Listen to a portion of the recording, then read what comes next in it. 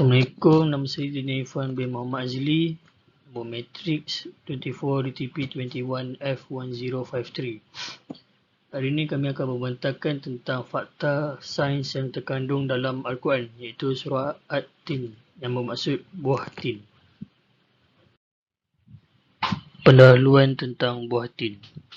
Tanaman tin yang memiliki nama ilmiah iaitu Ficus sericalin merupakan keluarga Moraca yang banyak tumbuh di daerah tropis dan subtropis.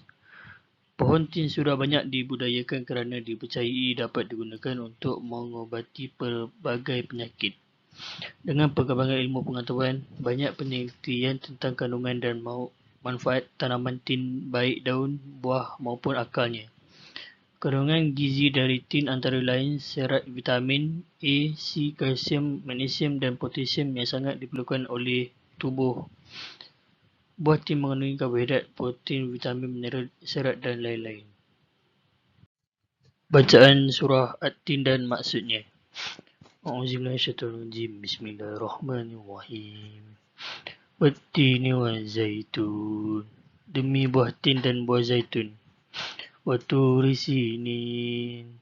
Dan demi bukit Sinai. Wa hadzal baladin amin. Dan demi kota Mekah ini yang aman. Laqad khalaqnal insana fi ahsani taqwim. Sesungguhnya kami telah menciptakan manusia dalam bentuk yang sebaik-baiknya. Summa radadnahu asfala safilin. Kemudian kami kembalikan dia ke tempat yang serendah-rendah neraka. Illal ladzina amanu wa amilus solihati falahum ajrun ghairu mamnun. Kecuali orang-orang yang beriman dan mengerjakan amal saleh, maka bagi mereka pahala yang tiada putus-putusnya. Wa ma yukazzibuka ba'du biddin.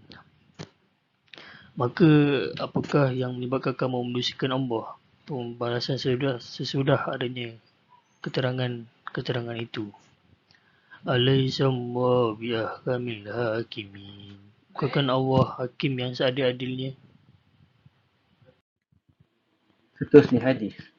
Abu Darda radhiyallahu anhu merawatkan bahawa Nabi bersabda, sekiranya kukatakan ada buah-buahan yang turun dari syurga, maka itulah buah tin. Sebab buah-buahan syurga itu tanpa biji.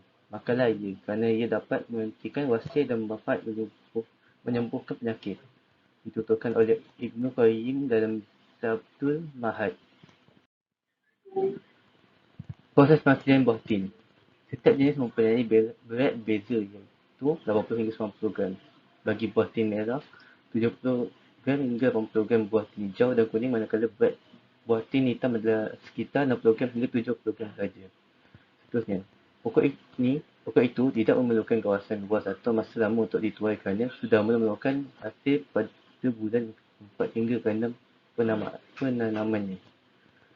Pelbagai kaedah penanaman seperti itu dan setiap pokok mampu mengeluarkan sehingga 150 buah. Ketika musim buah tin berbuah, dia memperoleh sekitar 30 hingga 40 kg sehari dan pernah dapat hingga 70 kg sehari. Selain berubah warna, buah yang sudah masak ranum juga senang dikenal pasti kerana biasanya ia akan pecah sedikit di bahagian bawah. Kita di Malaysia bertuah kerana faktor cuaca panas hampir sepanjang tahun turut membantu dalam tuaian hasil tanaman. Akhir sekali, pokok tin mudah dijaga dan jangan diserang penyakit atau kulat. Seterusnya, bagaimana buah tin mengubat penyakit? Yang pertama, menjaga kesihatan jantung. Buah tin memiliki kandungan serat larut berupa pektin yang membuat buah tin memiliki kemampuan untuk menurunkan kadar kolesterol dan trigliserida dalam darah. Yang kedua, menjaga saluran pencernaan. Konsumsi buah tin secara rutin juga dipercaya dapat menurunkan risiko kanker kolon. Buah tin dapat memelihara sistem pencernaan secara keseluruhan sehingga sistem pencernaan dapat bekerja dengan lebih maksimal. Yang ketiga, menjaga kesihatan tulang. Konsumsi makanan tinggi garam dapat menyebabkan tubuh kehilangan kalsium. Hal ini dapat dicegah oleh kalium yang terdapat dalam buah tin. Yang keempat, baik untuk kesihatan mata. Buah tin dapat mencegah degenerasi makula yang merupakan penyakit yang dapat menyebabkan seseorang mengalami penurunan penglihatan hingga kebutaan.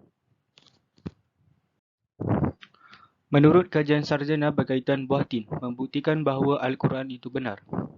Sebagaimana dijelaskan dalam buku Ensiklopedia Mukjizat Al-Quran dan Hadis, orang-orang Tunisia, paruh Mesir kuno dan Yunani mengenal buah tin sebagai makanan sekaligus obat.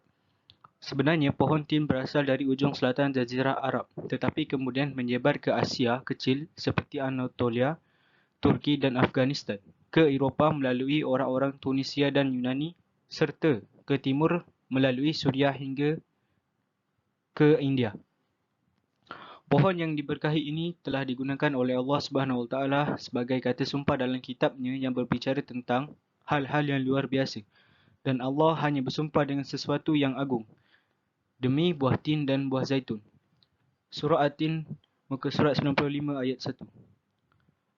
Sumpah Allah tersebut adalah bukti nyata akan pentingnya pohon ini dan menjadi isyarat penting bahawa pohon tersebut memiliki banyak manfaat. Kajian sarjana berkaitan buah tin yang membuktikan bahawa Al-Quran itu benar.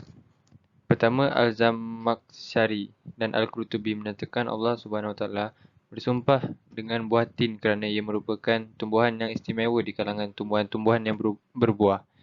Kedua, Al-Razi memetik kata-kata Ibn Abbas yang menyatakan buah tin bukan sekadar buah, bahkan merupakan makanan yang seimbang untuk tubuh badan dan juga adalah ubat.